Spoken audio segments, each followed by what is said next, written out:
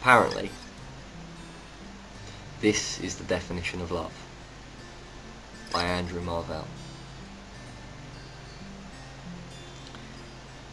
My love is of a birth as rare as 'tis for objects strange and high. It was begotten by despair upon impossibility. Magnanimous despair alone could show me so divine a thing, where feeble hope could ne'er have flown, but vainly flapped its tinsel wing. And yet I quickly might arrive where my extended soul is fixed, but fate does iron wedges drive, and always crowds itself betwixt. For fate with jealous eyes does see two perfect loves, nor lets them close.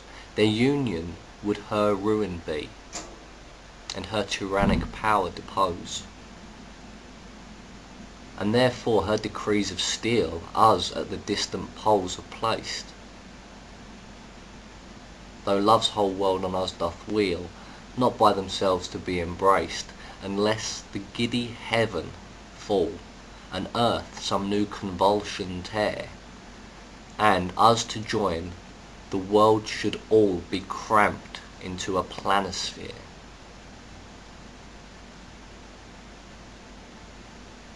As lines, so loves, oblique may well themselves in every angle greet.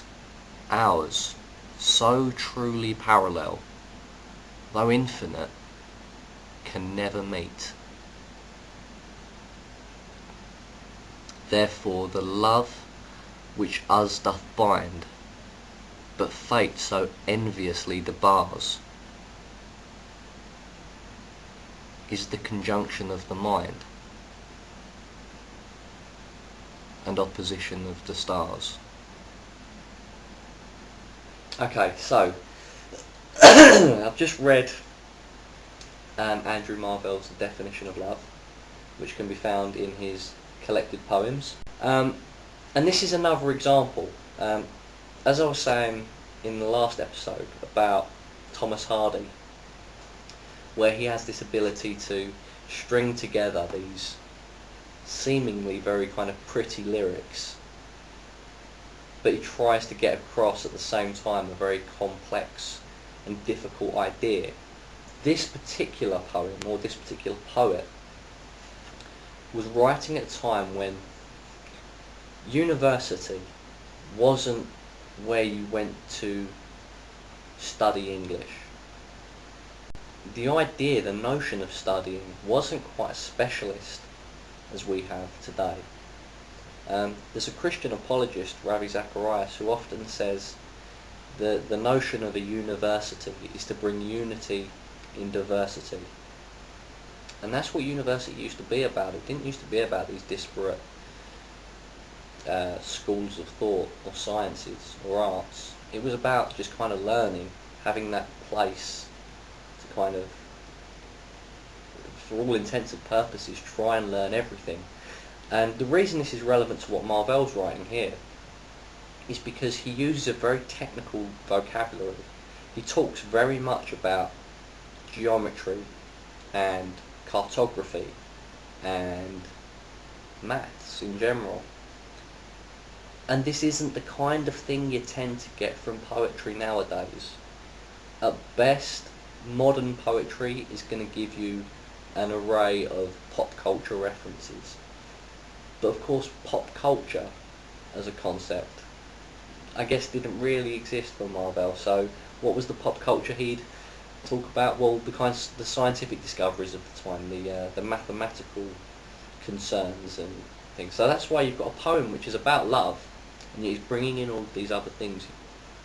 And he does that, basically,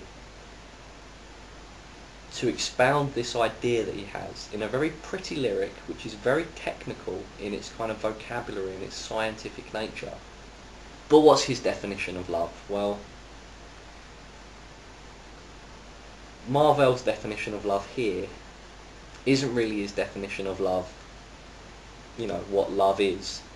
I think he's trying to explain his love at the time of writing, the specific love he was feeling, trying to deal with that.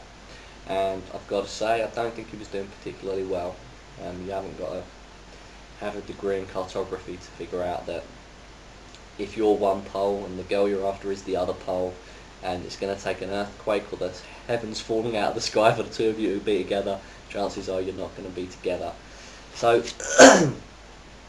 and he goes on to say things like, my love is of a birth as rare as 'tis for objects strange and high. So he's admitting from the off, the girl or the love he has is strange, foreign to him, and high.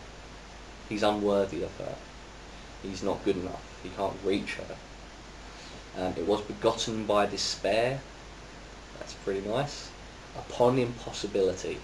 So if despair was the mother, impossibility was the location of the birth of this love.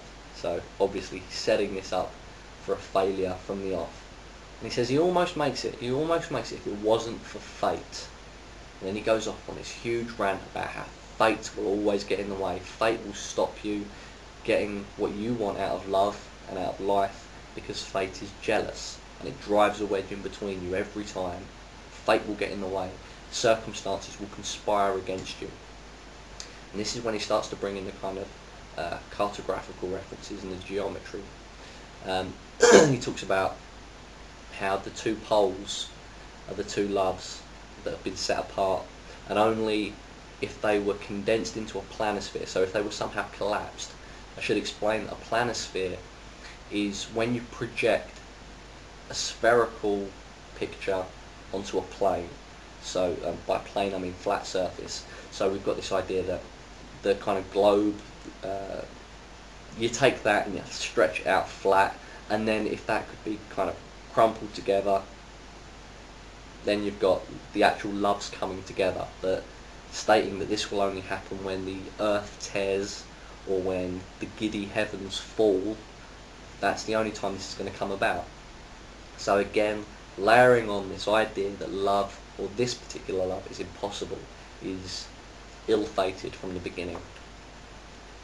And he also talks, my favourite verse, possibly of any Andrew Marvell, this verse, as lines so loves, oblique may well themselves in every angle greet, ours so truly parallel, though infinite can never meet. Sounds very wordy. What does it mean? As lines, so loves. Oblique. Oblique means when lines are oblique, when they're against each other, when they're not matching up, when they're not in unison, when they're in some sort of conflict, then they greet themselves in every angle. There are opportunities for lines that aren't perfectly in sync with one another to cross. So there's some sort of unity when those lines cross, when at every angle they greet. But our lines, so truly parallel, though infinite, we will always be perfect for each other. Infinite, though infinite, can never meet. Because these two lines, these two loves, are so perfectly suited for one another, they'll never actually meet. They may run side by side, but they'll never have what the oblique lines have. They'll never cross, they'll never meet. And I think that's an incredibly scientific and kind of mathematical way of basically saying the guy isn't gonna have any success in the love that he feels. Do I agree with him? Do I agree that love is hopeless, that fate gets in the way, that the stars can be against you? No, not for a second. It's a lovely poem. It's a fantastic idea. Who brings maths and geometry and cartography into lyrical poetry and still makes a point? Okay, I'm going to need to wrap this up anyway. I'm running out of time.